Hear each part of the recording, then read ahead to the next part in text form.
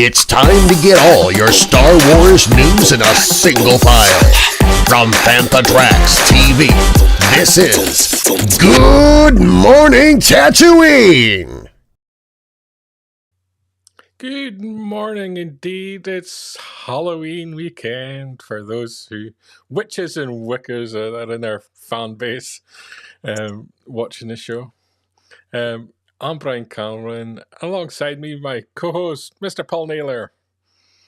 Greetings, everybody. Brian, you forgot to tell me you were going to do that with all the spiders and bats. I forgot to warn you. But there we go. Look. Oh. I'm all right. Scary stuff. As Mr. Newbold in the comments there said, spooky. If you're watching along, be sure to drop a comment on everything we're discussing. We know your thoughts on all the Star Wars and Lucasfilm news this week. Lots of topics to discuss and some controversial ones amongst them. Oh, absolutely. Should we check out what's coming up? Let's go for it. So we've got our further roundup of New York Comic Con. So we went through literature, etc. last week. And we knew that we got all the toy stuff to cover, and we thought, well, let's break it up into two sections. So let's have a look at the toys that were announced at NYCC. Gina Carano's legal case against Lucasfilm has progressed and is now going to go to trial next year. We'll be discussing that. Stephen Knight appears to have exited the Array film. Well, he has. He's definitely gone. So we take a look at that in Jabba's Court, where we will be sharing our thoughts on where we think the production of this movie and ongoing projects will be going from here on in. Alan Tudyk's been talking the character K2SO and confirmed that he's going to be in Andor, which I think we'll kind of pretty much suspected for season 2 of the show that comes out next year. Yeah, it's going to be good to see what happens with that. Sam Jackson, he's still banging on about bringing Mace Windu back. I have to say, I would love to see more adventures of Mace Windu, so we're excited about that one. He was the guy that was a terrorist that tried to end democracy. Shocking for all the Emperor fans out there like me. And of course, The Mandalorian Season 3 and Ahsoka Season 1 both coming to 4K Ultra HD. Nothing for the Book of Boba Fett fans, but show Boba some love. Come on, show him some love. Then we'll be taking a look at the Music by John Williams premiere at AFI Fest, and we've got some interesting guests coming up for that section. Yeah, we have. Stick around. Some A-listers coming on the show. And last but not least, The Mandalorian and Grogu has completed principal photography. So we may be getting a new Star Wars film. So don't sack the editor. So lots of news there, Paul, for us to get stuck into. Absolutely. Should we head straight to Hasbro and what they had coming out in New York Comic Con? Let's spin over to New York. Let's go for it.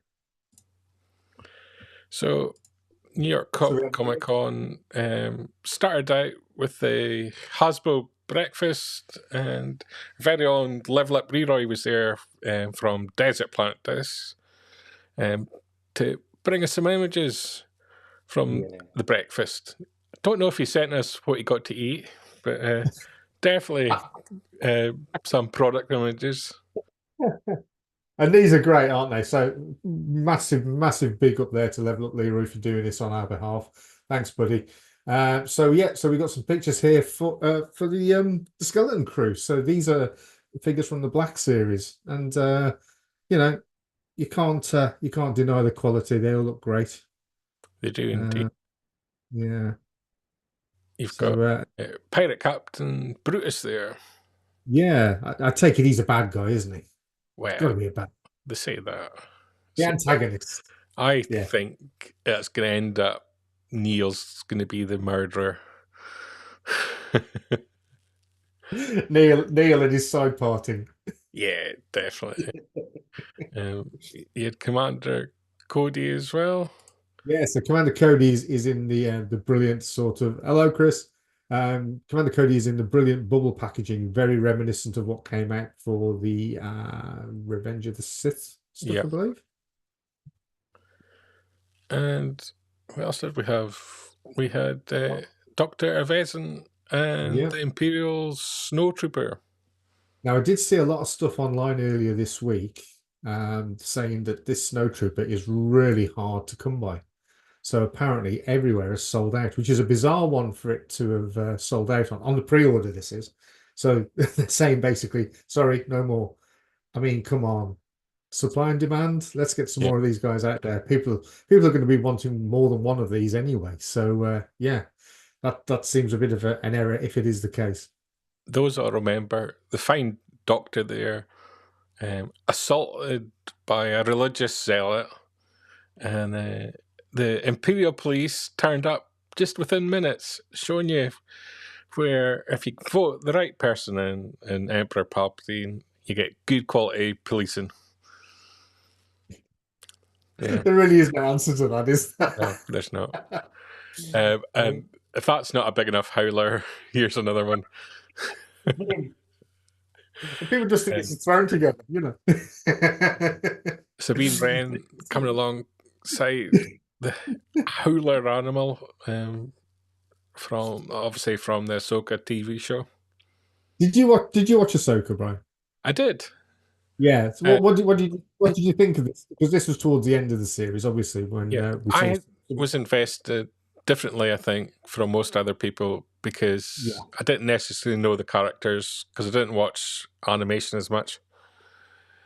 Yeah. So I think I had a different take because each character had to make themselves connected to me. And I don't think all of them necessarily did, because there wasn't a history of them for me. I quite liked the Sabine character. I thought she had quite an interesting arc. Yeah, I mean, she was really the focus.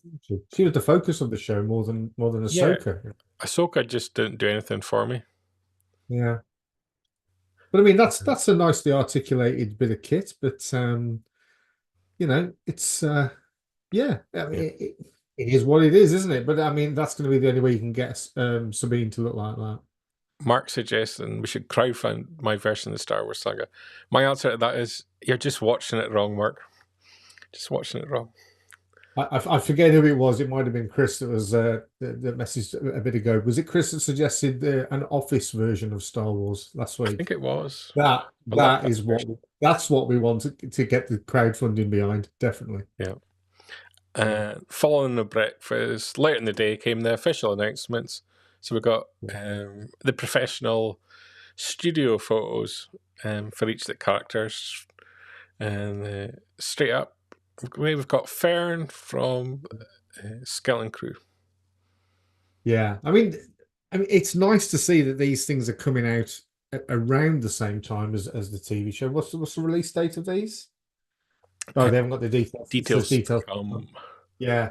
I mean, hopefully, and again, I saw something about this earlier in the week, and I think it was on Panther Tracks. we need to get back to the point where these things are being released at the same time as the show. Back in the day, the anticipation for the film was driven as much by the merchandise as anything else. So, like, you know, when we get released, well, the Ahsoka, Howler, and Sabine thing that you've just shown, I mean, that's months and months after the show's aired.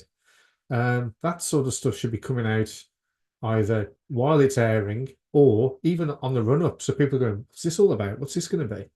And I think with something that's delayed as much as a Skeleton Crew, you don't have the excuse for it not to be ready on launch. I think we've already seen products from Lego 6-7 months before the show airs because it's been delayed so much. They've obviously gone to the point where either the contracts permit them or they've said, look, this has been sitting in stock for so long, we need to get it sold. Yeah. It's a weird one, isn't it? Because, I mean, obviously, when classic stuff's released, like if they suddenly released an updated version of the Death Star in Lego, that's still going to get as much attention as ever. But there's that finite line between something that is almost new and being sort of somewhat delayed, and something that's classic is definitely acceptable, I think. Look at Neil there and his red dungarees. I mean, come on, this Side curtain. Do you think that's a bomb detonator in his hand? I think it's a CB radio, and they're really, really going to go retro on this. I was thinking more terrorist. And then, of course, we've got Jordan Underwood. Yeah, Blade Runner. Yeah. As we previously said, Pirate Captain Brutus, which looks great. Better than actually the still images, I would think. Yes. Yeah. Is his species the same as Neil before? Sorry. Is his species the same as what we see in the cantina in the original Star I would Wars? say yes. But then I thought Neil was the same as Max Rebo when he's not. Yes, that's true. That's true. Well, I mean, if you introduce another blue elephant type creature, you're going to think that they're related, aren't you? I mean, yeah. Chris asking a good question. Is it a Disney approved delay for each of the Hasbro figures? And presumably don't have free reign. I think it's more to do with this. Is it 9 months to make a action figure? So at what point do they get the detail from Lucasfilm to enable them to begin the process? I think it's more to do with them trying to keep things so secret that they don't even trust people to put figures together. Yeah, I think that's it. Yeah. It can't be that hard to actually sort of come up with some sort of mock-up and then something out there. Well, put it this way, they could do it okay in the early 80s, couldn't they? I can remember walking through my hometown when I was 10 and walking past the local toy shop and seeing a General Medine figure, thinking, what on earth is this? Return of the Jedi, which at that time the title of the film was still Revenge of the Jedi, so it was confusing, really confusing seeing that hanging up in the window. But they got stock, they got the stuff in there. Saw that the Biker Scout, and I thought, what fantastic. I think David haven't had figures in hand for any of the shows. I don't think we have. No. Away from Skeleton Crew, we've got Clone Commander Cody. Yeah. Getting some democratically voted for instructions. Yeah. From his little mate. I was surprised when I found out Palpatine. Were you surprised when you found out Palpatine was that small? Yeah. That was after his brutal assault by Mace Windu, which we'll be talking about later on in the show. Vintage collection, of course, we've got a Skeleton Crew in there as well. John Underwood. Sabine Wren as well. So now that's said then, that's going to be available in summer 2025. This is available in spring 2025, and apparently is going to be an absolute nightmare to get hold of. Crazy. Absolutely crazy. And the Good Doctor as well. Yeah. And that is all from Hasbro. And of course, that's right, what Chris is saying. Yeah, the sculpts are improving on these figures, Yeah. constantly improving. So yeah, but it shouldn't delay things to the extent it is. They've got the technology these days. Of course, watchers at Hasbro. MCM London has been on in the UK over the weekend, and a few more Yeah. figures have been announced. So head to fantatrax.com or Fantatrax social platforms, and you'll be able to see the latest ones as well. Some nice ones amongst that. I'm sure we'll have that on next week's show as well. You're getting slick there. Very good. Yeah, Kingdom of Weird, saying that the Snowtrooper has broken some vintage collection sale records already. Yeah, weird, isn't it? Yeah. I mean, I've always loved the Snowtrooper, even from back in 1980 when I had the well, it was a Palitoy version, Kenner Palitoy, whichever. And yeah, I think I had 2 or 3 straight away. But yeah, always been a really popular figure. Yeah, definitely. Next in the news, difficult one for Lucasfilm now. Yeah, They've been battling with Gina Carano since her dismissal back in 2023, I think it was.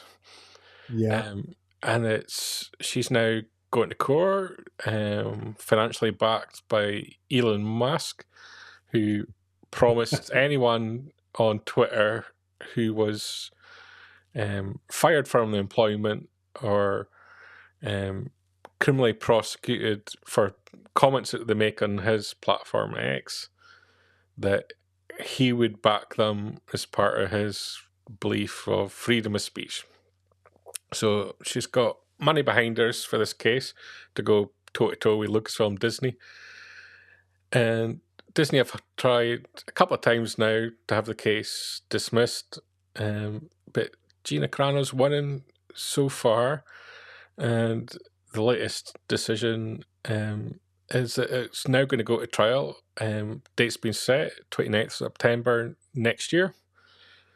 And so Discovery will start, where each side has to share any information, which is probably difficult for Lucasfilm on the basis they're going to have to hand over internal emails where they've been discussing her conduct over a period of time before dismissing her. Could be a lot of embarrassing things in there. yeah, yeah. It's certainly going to be a lot of airing of dirty laundry in public, isn't it? And that's never a good thing for any organization.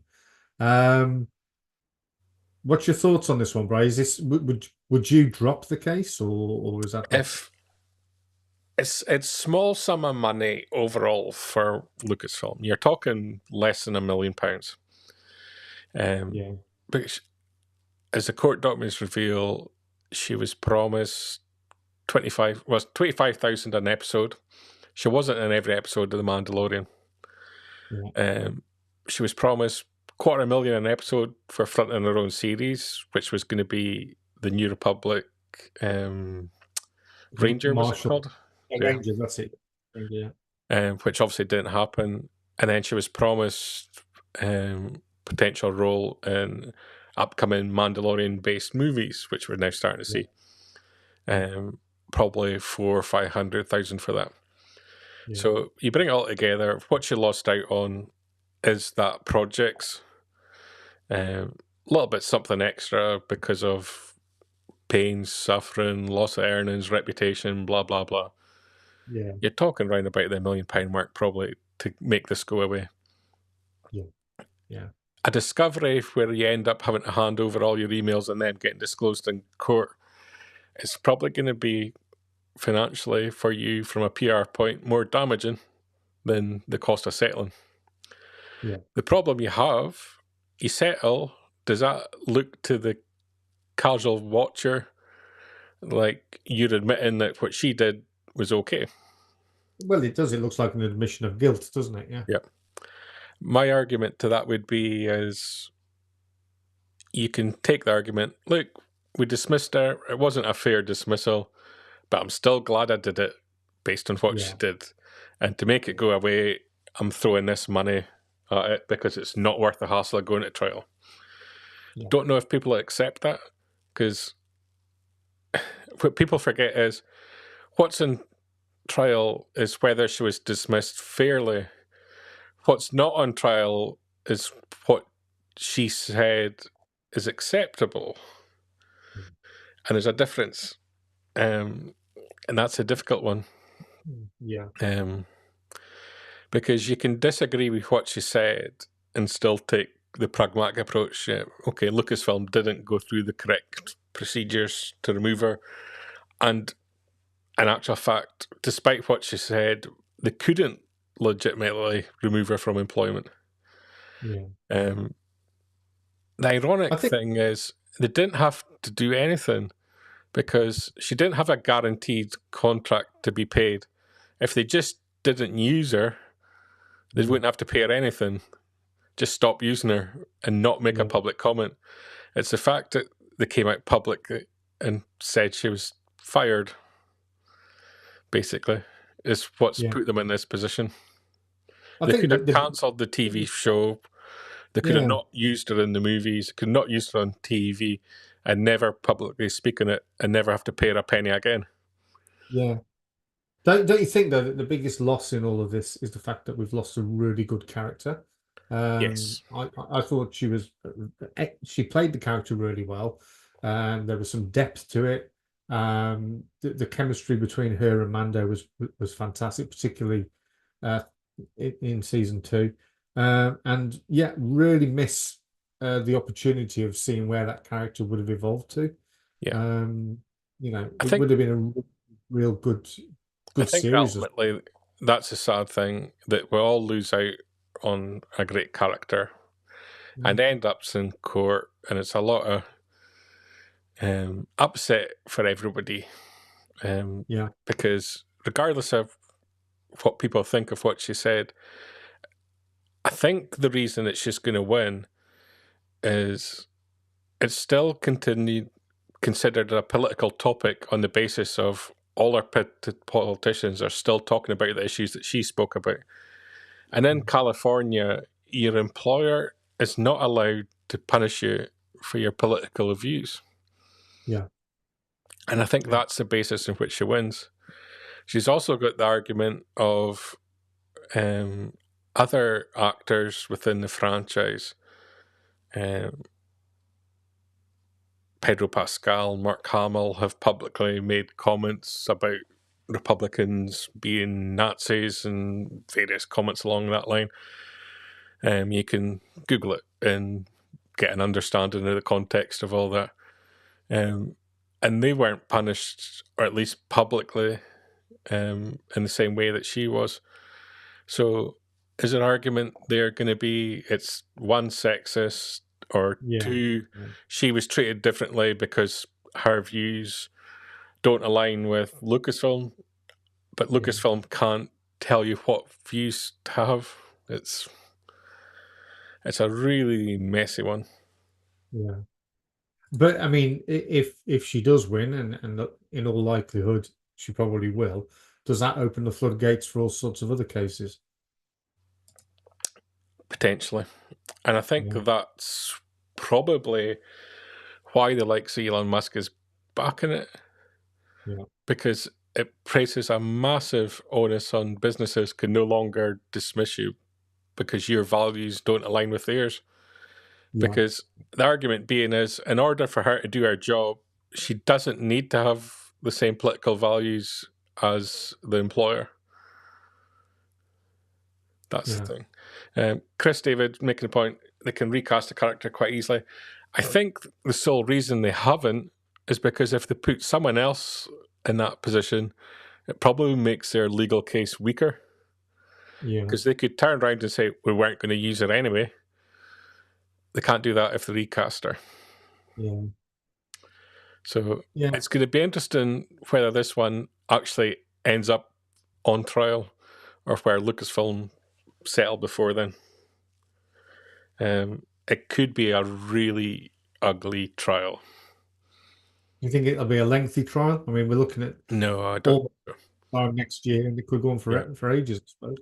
The problem is, you potentially have all your creative, all your executives, and all your cast from The Mandalorian having to testify Yeah, at a time when you're promoting The Mandalorian and Grogu coming to cinema. that's exactly what I was thinking. Yeah. Uh-oh. Yeah. It's not a good look for anyone. No. Undoubtedly, I think it started off relatively innocent from her in that she was just expressing her views. I think after a point in time, she consciously knew she was offending people and deliberately targeted, or was seen to be in people's eyes as being deliberately targeting people. You can argue that one back and forth. I think the tweets are all still there. She probably got herself to the point where she did talk herself out of her employment, and most companies would have gotten rid of her that are public facing. Yeah.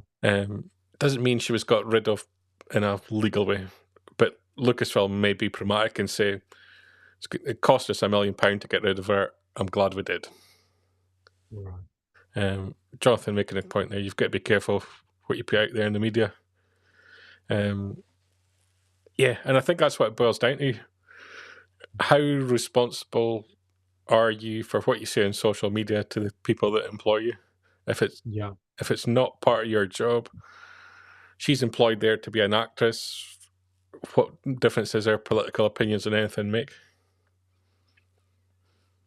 It's always better to keep them thoughts to yourself, I suppose. Yeah, but this is the world we live in, isn't it? We're all on social media and we all make comments now. And you just have to look at the elections in America and all the different celebrities lining up on different sides. Yeah. Nobody necessarily hides their opinion anymore.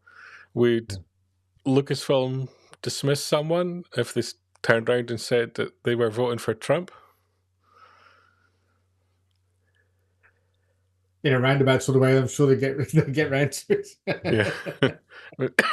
but that's the kind of scenarios we're in. At what point what you say online is sackable if your political views aren't part of what you're employed to do? Yeah. And this goes back decades, because we've always had this idea of if you bring the company into disrepute, you can be sacked. It's kind of a common line in most contracts. Yeah, definitely. How legal is that? That's really the question. There's sort of arguments for gross misconduct and stuff like that, isn't there? Yeah. Chris making another really good point. If you get the Nolan principles in public life or public service should apply to those in the public eye, that's the thing. It's going to be interesting if it goes to trial. Yeah. It could have more significance in the real world than we actually realise at this stage. Absolutely. Yeah, absolutely. So it's not a nice one. It's not a nice topic. It's not nice, the things she said. She could win it, even if people still think that what she said was abhorrent. Yeah. But yeah. On that, should we head into Jabba's court?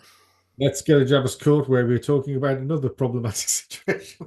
We are. It's kind of worse for Lucasfilm. Keep watching. Yeah. Think of this as therapy.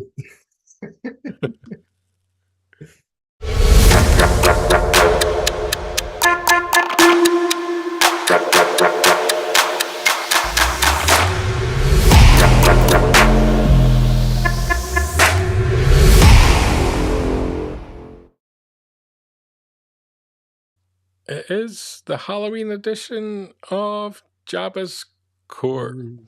We're asking the question, on the basis that Stephen Wright has exited the Rey movie, how does Lucasfilm regain its credibility from a continual apparent development hell? Well phrased.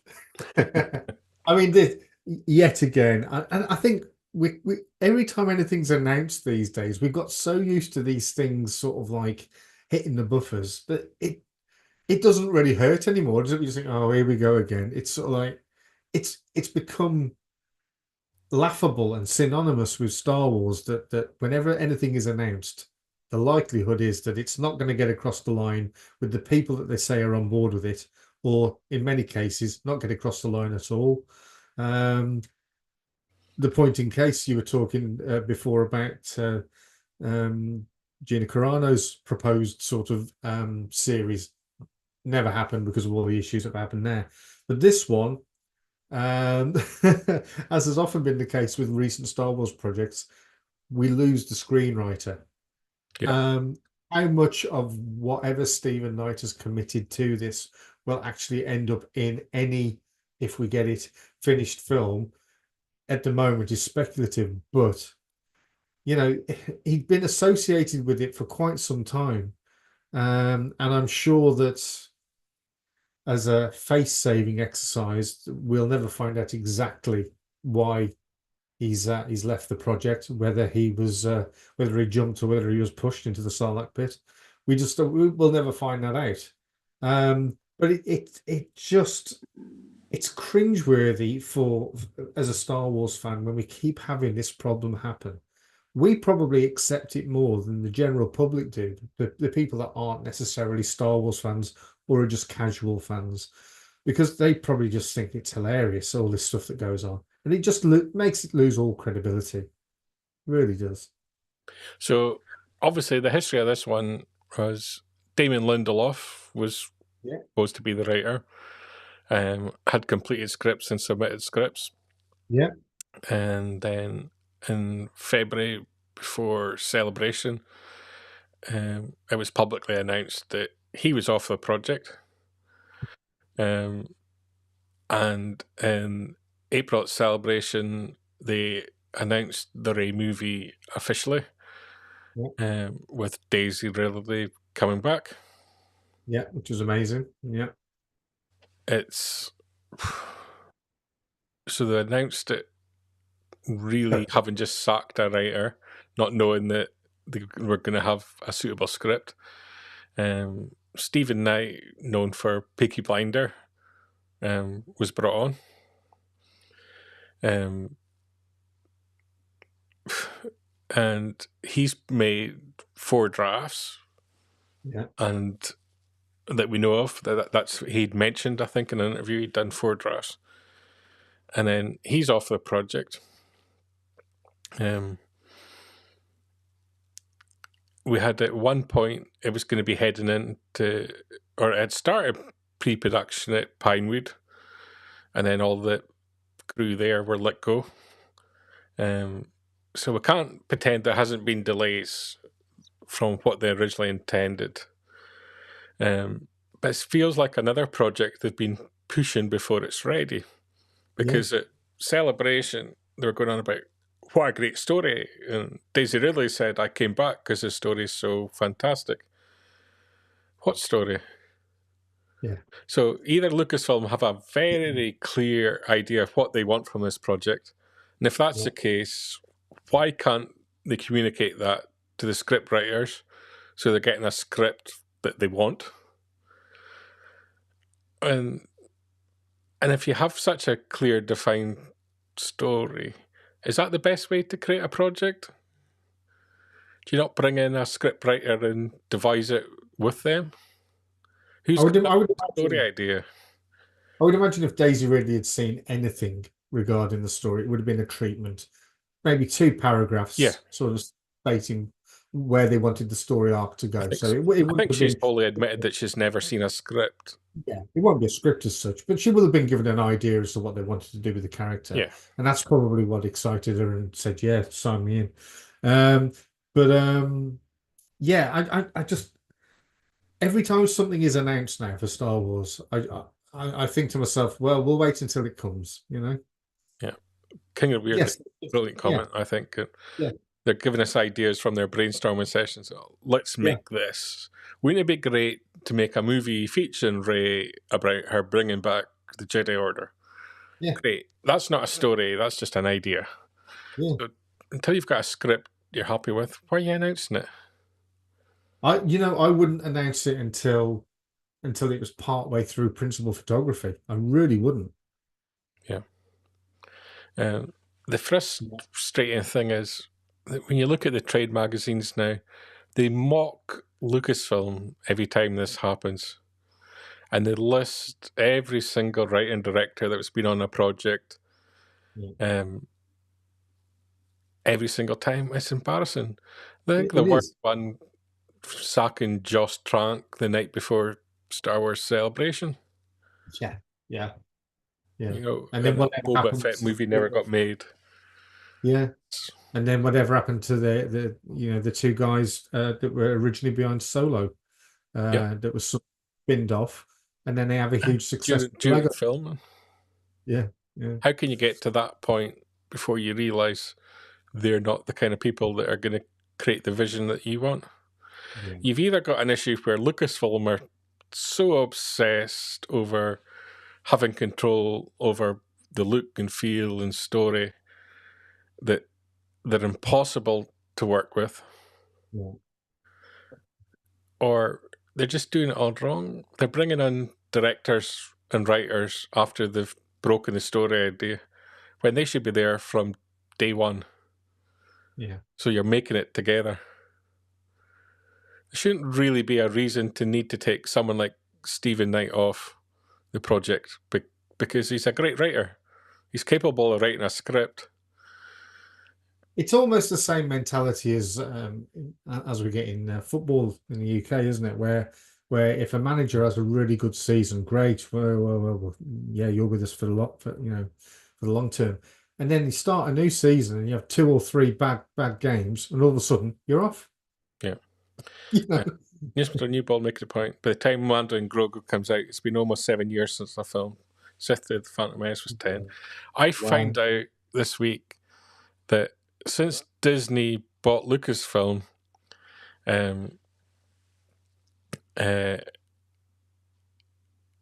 only one film has come out that wasn't during a Donald Trump presidency. Now that frames everything so brilliantly. Is that what we're waiting for?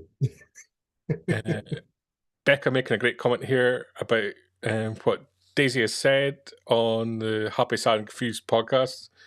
You can actually take a listen to that. Yep. Hopefully. Maybe not. It's not working. Let me try. Let me try something. What have you broke, Brian? I've broken the technology. Oh no. Oh no. Oh no. Just as I was off to play that for us. Here we go. Let me try something here. Let me try something. See if we can make this work. Would it help if I got out and pushed? It might. It might. The right hand. Is it going to work? Here we go. Hey. There we go. Hey. Look. It's gone too far, but we can go back. We can go back. I'll work. It'll work. Bear with us. Okay, this is good. There's a date you have in your mind wanting to see something, maybe? I might have already seen something. There might be a date of when we're the next stages. Okay, we like that. Progress. We like that. Slow but steady. As long as you guys get it right, take your time. I'm patient. Exactly. We're all good. We're just out in this great movie. I can't imagine what it's like for you, because when I tweet or say something about Star Wars, I get scared when people for reaction. Like, I can say anything and people think of it.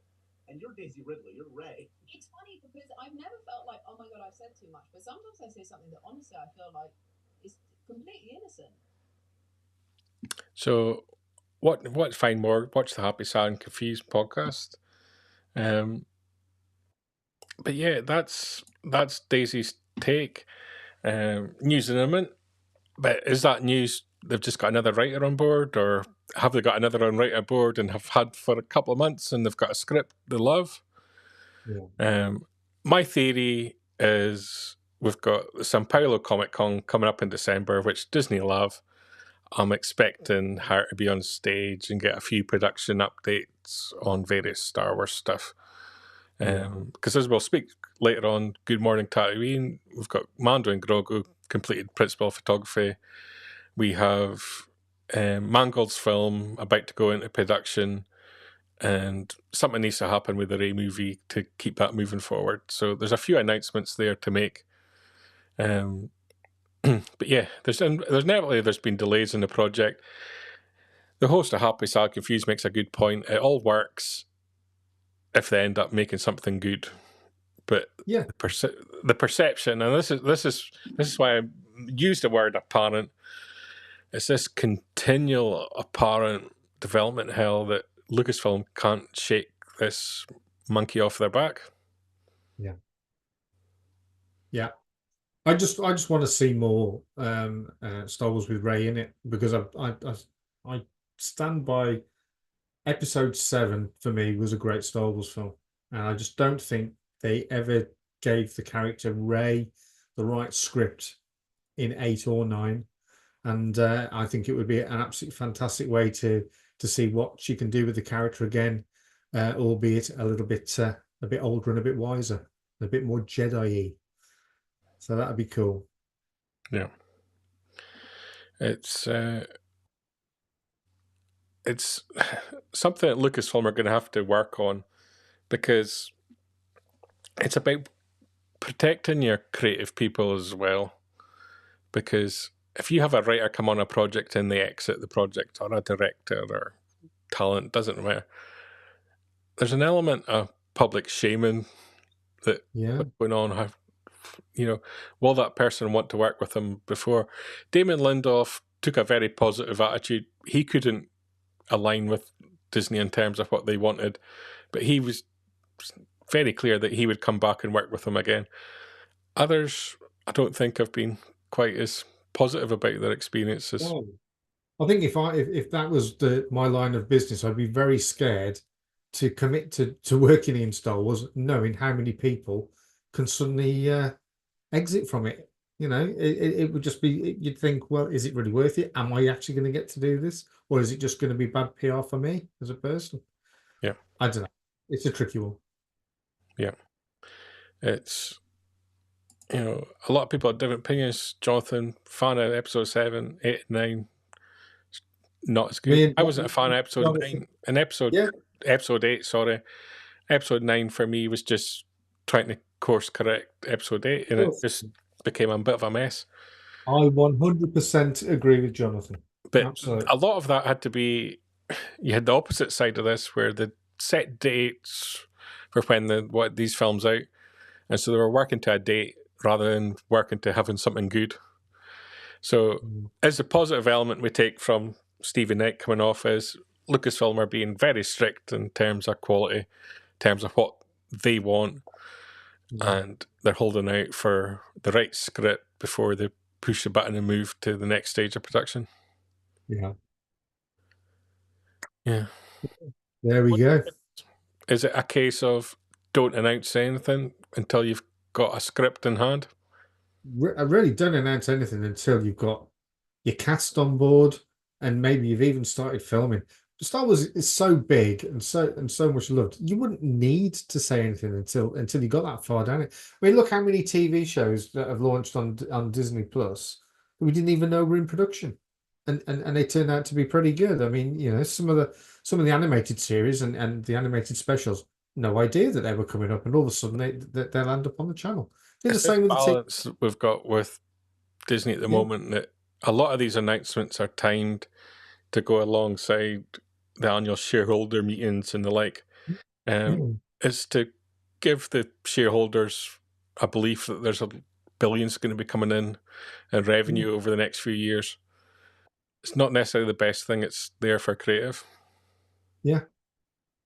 I mean, the other side, which we haven't mentioned, is obviously we've got Dave Filoni now in as head of creative.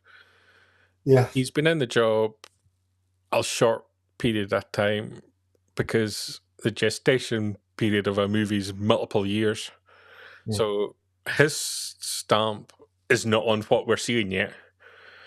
Is it a case he's being more strict in finding the right script for the right project?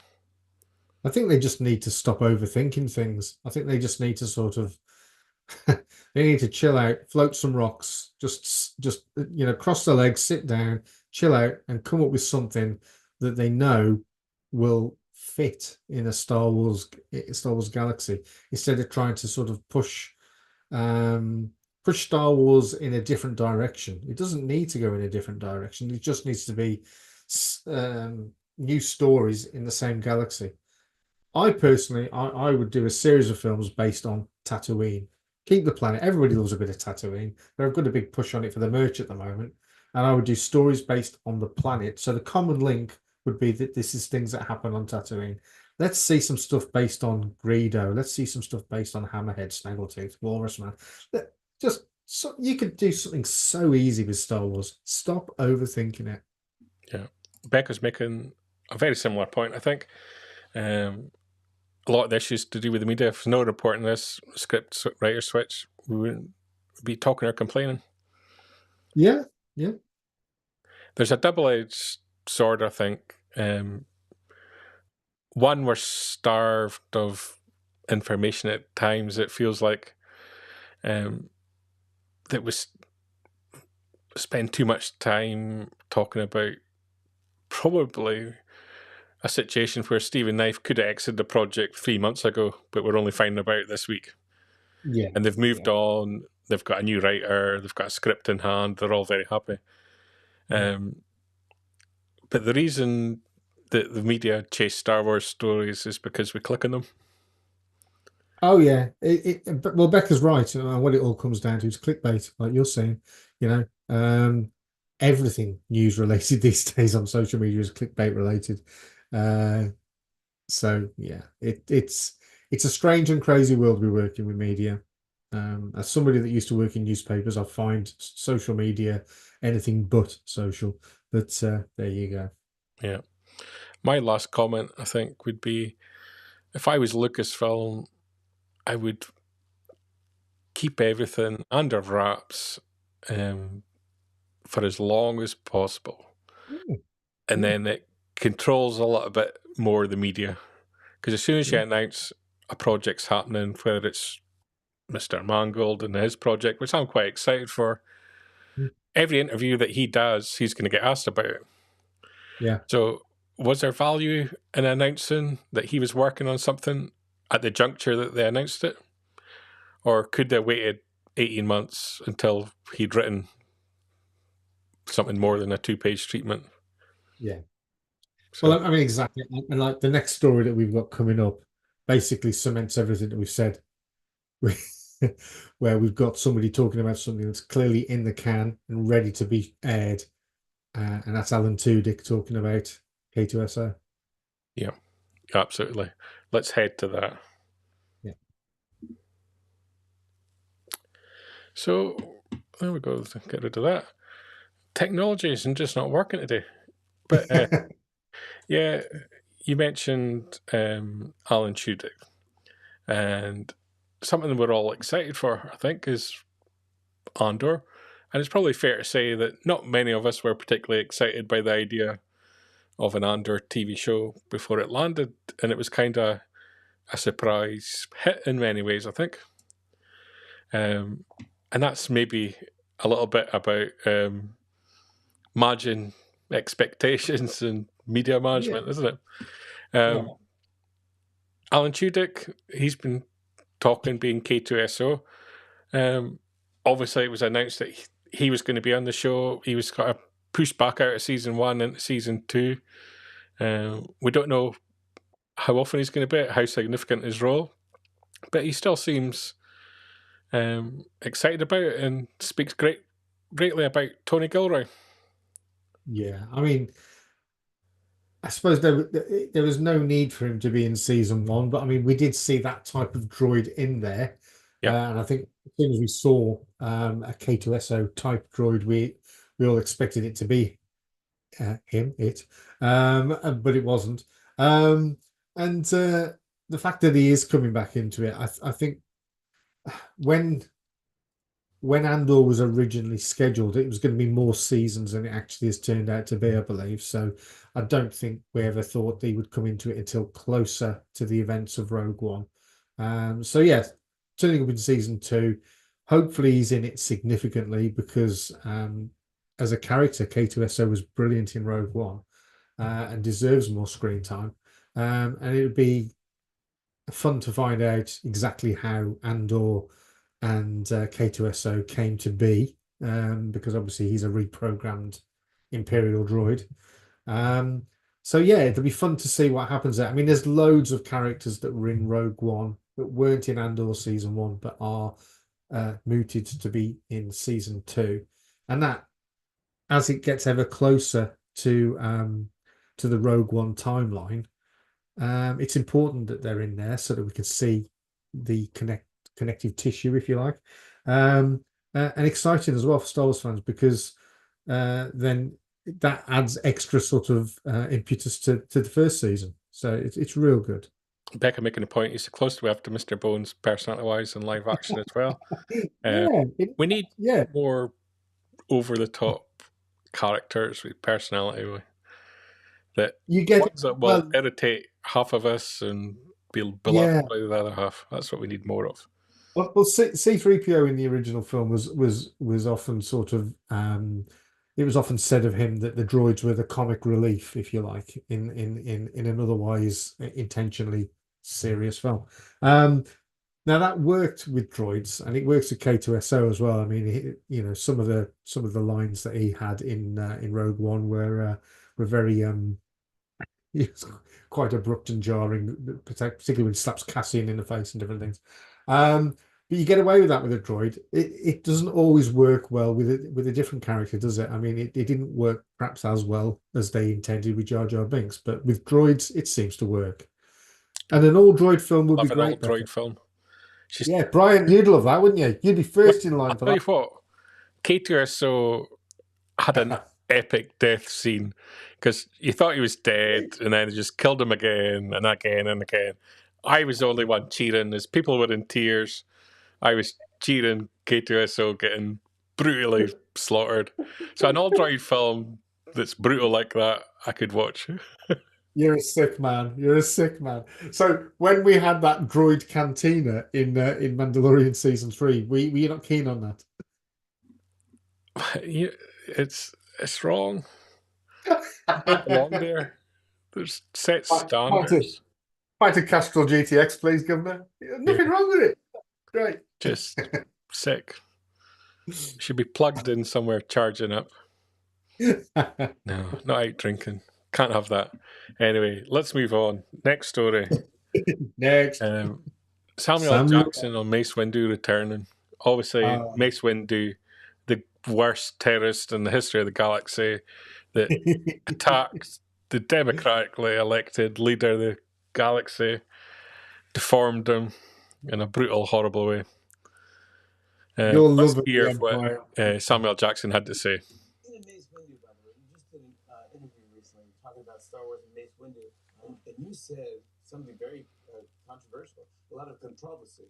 I don't know that it's controversial. I mean, there's a long history of one-armed, one-handed people in the Star Wars universe. So that is interesting. Just because they cut my arm off and I fell out a window doesn't mean I'm dead. Yeah, just say I'm a Jedi. The second most powerful Jedi in the universe, next to Yoda. So you think Mace Windu is still alive? He's out there walking the earth with Jules. Do you want Mace Windu back? I do want Mace Windu back. I don't want to see him come back really sort of angry and hating all things Jedi. I want to see him coming back and being a real sort of badass bounty hunter with his own crew. And I want to see him just sort of like being... I want to see him battling with Anakin. That's what I want to say. That would be brilliant. You could bring him back now in the timeline that we're working in, with with all the TV shows, and it would just be, that would be amazing. I would rather see him battling with Anakin than Obi-Wan. I kind of like the idea of him coming back and being a little bit nasty. Yeah. Better. All manky and brilliant. Bring him back. Yeah, absolutely. Next in the news, Mandalorian Season 3 and Ahsoka Season 1 coming to 4K Ultra HD. You'll be able to see the Mandalorian and Grogu back together and have absolutely no idea why they are back together because you never saw the Book of Boba Fett. Well, that's what I was just going to say. Surely at some point they're going to bring that out, seeing as that was Mandalorian season 2.5 with those 2 episodes towards the end. So you need to. Hey, maybe they're a bonus feature on the Mandalorian season 3 still, but who knows? But yeah, you do need that the Book of Boba Fett as well if you're going to have these. I know it's probably the least loved, but still. For me, the Book of Boba Fett was way better than Mandalorian season 3. I was not a fan of that season at all. Yeah. Real disjointed, very sort of like mixed quality. There were some great bits in there, seeing Zeb and obviously what we got for oh blimey, who's the guy that played Jar Jar Binks? Oh no, it's just got weird when it goes. Ahmed Best, thank you. When you see Ahmed Best come on the screen as a Jedi, that was amazing, and his role in helping Grogu, yeah. But other than that, Mandalorian season 3 was a bit. There's episodes in there that I never want to see again. Jack Black, what were you playing at? But yeah, so the Book of Boba Fett, to totally dismiss it seems a bit unfair. Yeah. It's going to be a financial decision. Every production, the studios have to value in their accounts. There's probably not earning a great deal on the accounts with it being on Disney Plus because it'll be based on number of replays. When you introduce a new income stream like home video, it's hard to adjust it being completely written down. Yeah. So you lose the tax benefits that you see. We've seen Willow removed from the platform completely because obviously it's completely written off. They won't want to do that, the Book of Boba Fett. But in the same hand, you won't see Book of Boba Fett branded toys or books because they don't want to create income generators for it. And I think that's probably why we don't have it out as a collection. It's just blame the accountants, scummy people that they're. It is a shame because there's some real good stuff in the Book of Boba Fett. I think it gets dismissed totally. That was funny the way you said that. Paul Pleasure. Sorry for a Jack Black fan. I'm looking forward to seeing the tribute to Carl Weathers as well. I think that'll be quite emotional. Yeah. And we've got Ahsoka as well with a great feature bonus content as well. And we've now pretty much, it's a guarantee we're getting a second season of Ahsoka. So hopefully this helps it find a bigger audience. It needs a bigger audience. Yeah. Is there a bonus feature in there, giving the sort of like some love to Rey, bearing in mind we've lost him? That'd be. It doesn't specifically mention that, but that would be nice if it did. Yeah, definitely. Yeah, again, it'll be interesting to see what they do with Baylan Skoll. Yeah. It's a good cover. Yeah. Connotations course with Ahsoka. Loved the Lord of the Rings, Power of the Ring second series. That's how you make great TV. Obviously, slightly bigger budget than Star Wars is getting. But looking forward to picking up these in December. If you can't wait till then, Disney Plus, I've got music by John Williams, premiering Friday the 1st of November. And to speak about John Williams, we can bring on our first of our special guests on the show, Paul. So John Williams has kindly agreed to appear on the show. So we couldn't get John Williams. No. So I'd settle for Steven Spielberg. Yeah, I've heard of him. Yeah, so let's hear what he's got to say. Yeah. First and foremost, he is my very dear friend. But he was my very dear friend, I think, within the first experience of working with him on the Sugarland Express, the first theatrical feature I directed. And it's just been the greatest creative partnership I've ever had with a single human being in my entire career. Well, I think people do know his music, but they don't associate his music with the man who composed the music. And it was hard to get John to agree to allow us to tell the story of his life and career, because John would always say, well, who would be interested in me? They know my music and the films it goes with, but who's going to be interested in me? And I said, John, I'm going to prove to you how interesting you are. Just say yes. And he eventually said yes. Tons of stuff about his father, a lot about his legacy in the art of film composition, scoring. There was so much about that part of his life I didn't know that much about. And of course, I also found out that he did the music for Gilligan's Island. I don't think I knew that until we delved into his life story. I just want them to just understand that, it wasn't a magician that gave us themes that we've carried with us generationally, but it was a beautiful human person. Really interesting comments there from Spielberg as to how significant John Williams has been to him. Have you ever seen John Williams live, Brian? I haven't, but I have got plans potentially of going to Germany next year. Yes, count me in. Yeah, so I've never seen him live. I would love to. I think it's going to be a very rare opportunity to see him again. Obviously, I think we really haven't seen him since his illness at the start of this year. So hopefully all's good. I didn't see him at the premiere. I don't know if he was there. But yeah, hopefully Germany next year might be a wonderful opportunity to see him live. I was at Celebration in Anaheim where they were promoting the Obi-Wan series, and he came out and conducted the theme tune to Obi-Wan for the first time, which was amazing. Not only to hear that tune live for the first time, but also to then be glancing at John Williams on the stage conducting a very talented orchestra, and then from then to go into the theme tune to Indiana Jones, and then the last tune he did for the day was Darth Vader's theme from Empire. So it was like mind-blowing just to be in that room, to see him there. I mean, I don't think he'd not long celebrated his 90th birthday, I think I'm right in saying. So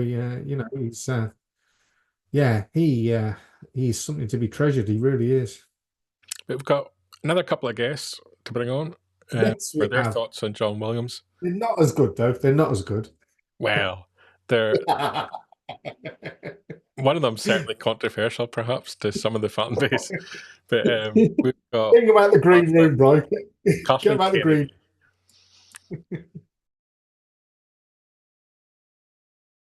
Yeah, well, John's been in our lives a long, long time, and he was always reluctant to do this, and here we are. He finally sat down and started to tell us stories, and this is a beautiful film that really represents somebody who I think, as everybody says, has been the soundtrack of our lives. Well, I think it's about passion. I think it's Johnny had this dream when he was a young man, and he was a composer and a piano player, and it's as Kathy says, the soundtracks of our lives. Every theme that you hear, you go, oh, he did that, he did, and it's just extraordinary what his accomplishments have been in the field of music. Well, I think what means so much to John is that he is classically trained, and he plays with a full orchestra with every bit of music that he creates. And I think that's what he loves imparting to a younger generation, is an appreciation of that level of music, because so much of the music we listen to today is made in very different ways, which is all justified. But when you have somebody as talented as John who can still conduct and write and create music using, all these musicians, I think that's very inspiring to young people. Music is an art and it's a craft, and John has this gift for coming up with these themes that come from the heart, from his mind, and the creativity that's there, and he's able to then translate it into writing. It's not done by something else, and that's the beauty of music, and I think that we're celebrating that tonight. Yeah, John Williams, music by John Williams, premiering on Disney Plus this Friday. Really looking forward to it. Yeah, I'm sure we'll maybe mention it on next week's show. Our thoughts. absolutely. We'll review it, shall we? We should. Yeah, lovely. Last news item. If I press the right button, The Mandalorian Grogu has completed principal photography. We've made a film. Hallelujah! Praise the Lord. Positive news. So we had to end the show on a positive news story. Yes. The Jon Favreau directed Mandalorian Grogu, planned for release May 2026. So, first batch of filming, we'll call it, because there'd normally be reshoots and additional shoots at some point planned. It's fairly standard now. So they've got a long post-production period to really tweak and develop and get this perfect. Yeah, I mean, so we're 18 months away from getting this one then. Yep. But at least we know we're getting something. So that's encouraging. That is encouraging. Next I hope week, they change the next the editor has been fired. We're in trouble. But beyond that, it's very positive. And it's been a very quick development cycle, certainly from what's been known publicly. Obviously, everyone was thinking we're getting a season 4. This effectively seems to have replaced that. That's exactly. I was just going to ask that. Yeah. Don't know if this is going to be the conclusion of The Mandalorian Grogu, but I kind of think it might be the conclusion of The Mandalorian. Grogu may exist on. Okay. Please change the title of the film, though. Yes. You want to change it to Mando and Baby Yoda? Oh, yeah. Yeah, that's the one. No.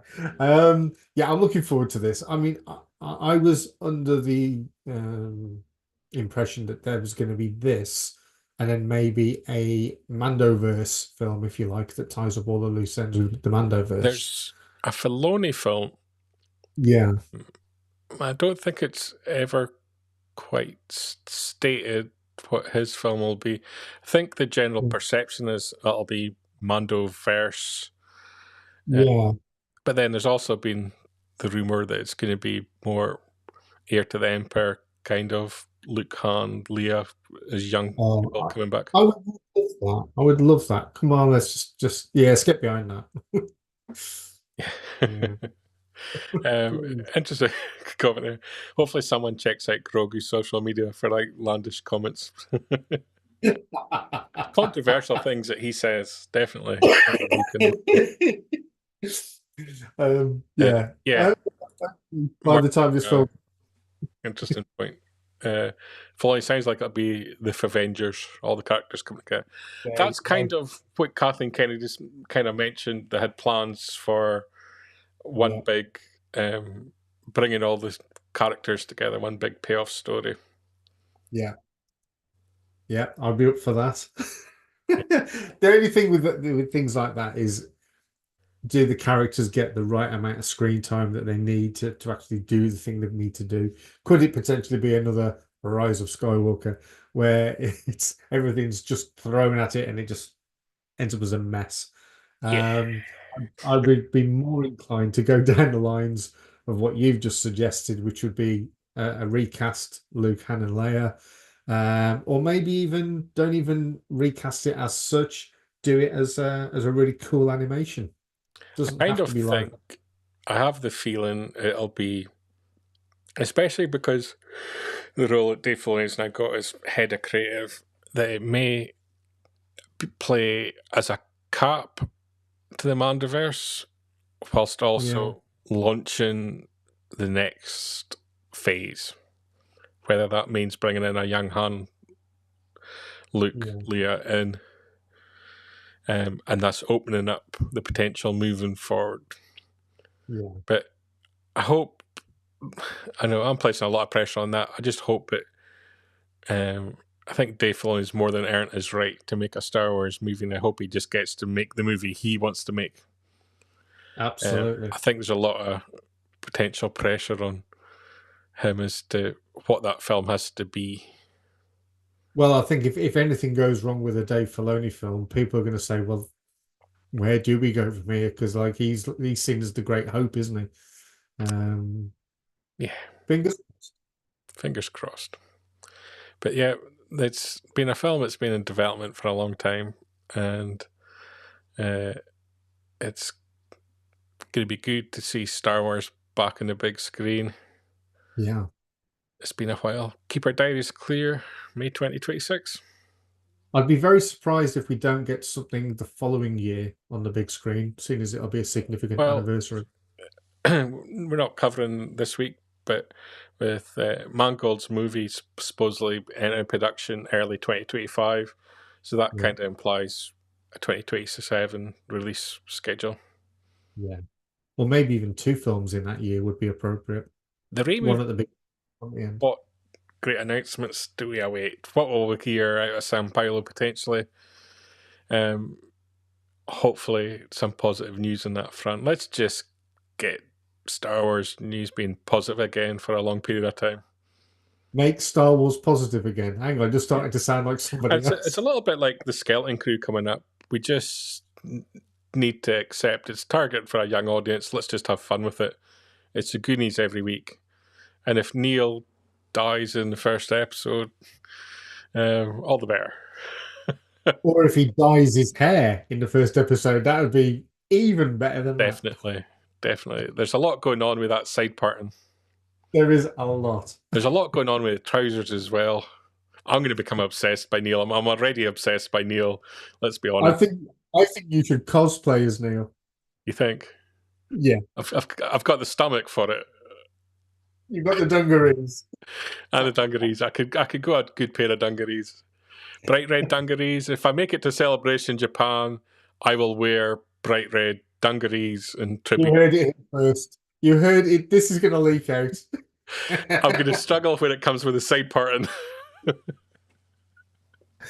We could do something with that. We could work with that. A Happy Neil tie-in. Right. At that point, I think that means it's time to wrap up the show. And Mr. Newbill's puns have gotten that bad. Becca, big supporter of Neil. If you don't see Becca on social media, Neil is all of us. Definitely. He's got his fans out there. 100%. That's a t-shirt in the making. Neil is all of us. Let's wrap this show up, I think. You didn't want to call it then, did you? Let's wrap this. Yeah. So, FantaTracks.com is your place for Star Wars news each and every... Oh, I'm hitting the wrong buttons here. Here we go. StarWars.com is your place for Star Wars news, everything in a single file. All your daily Star Wars, Lucasfilm news, interviews, event coverage, podcasts, and reviews. And of course, we've got social media coming out of our ears. We've got Instagram, we got Facebook, we got Threads, we got X, and we got TikTok, amongst others. So you'll never miss a thing.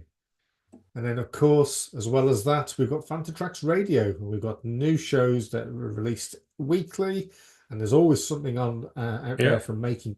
We've got Planet Leia Friday, Making Tracks Tuesday. Coming at you. Stuff coming out of our ears. And keep your eyes on Fantatracks TV. Good Morning Tatooine every Sunday, 9 p.m. Jabba's Court every Wednesday, if I get out in time. And we will have regular live streaming gaming very soon. I'm sorting through my cables. I've lost a cable. But if I can find that, I'll be up and going this week. I promise. And that, Paul, is us for another week. So You can't end the show with "I've lost the cable." I've lost the cable. I have. I've lost it. I can't find it. It's one of these cables with a stupid connector on it. But yeah. So, folks, if you got a cable, can you send it into Brian Cameron? Absolutely. I'm losing my earpiece here. Yeah, I can't find it. I need it to hook my Mac Mini up to my TV so I can plug my PlayStation in. But we'll get there. We'll get there. I spent yesterday looking for it, but we'll find out. Otherwise, we'll find one on Amazon. I'm sure. A cheap foreign knockoff. Definitely. Yeah. Paul, great having you on the show again. And you, Brian. Always a Show pleasure. wrap. I think it's our longest one. It's gone 10:15. 10 to go. So it's good night from me. And it's good night from him. Keep up to date with the latest Star Wars news each and every day on PanthaTracks.com. You can also find us on Twitter, Facebook, Instagram, TikTok, Tumblr, and Pinterest at Fantha Tracks. And be sure to like, comment, subscribe, and follow Fantha Tracks TV to be alerted to new content and to be a part of our live shows.